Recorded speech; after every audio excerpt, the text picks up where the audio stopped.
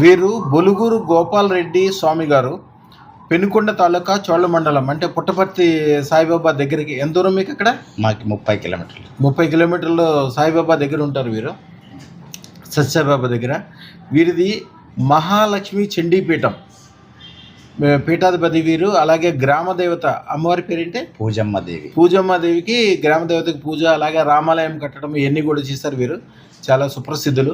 వీరి దగ్గర చేసుకున్న హోమం చేసుకున్న, యాగం చేసుకున్న, యజ్ఞం చేసుకున్న ఎవరికైనా కలిసి రావాల్సిందే కంపల్సరీ. వారు ఇప్పుడు అమ్మవారు చెప్పడం ద్వారా అదృష్టత్రం పెట్టుకుందామని వచ్చారు.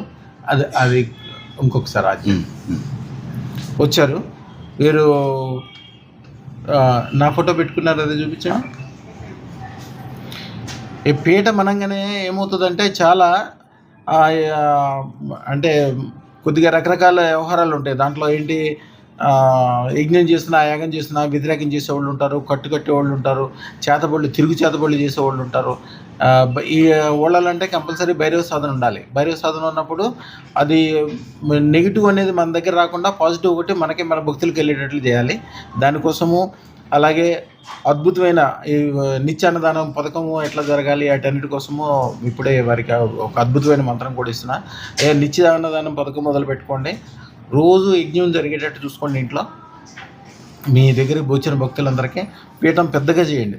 పీఠం పెద్దగా అయ్యేటట్లుగా మనసులో అనుకోండి, మీరేం చేయక్కర్లే, అమ్మవారి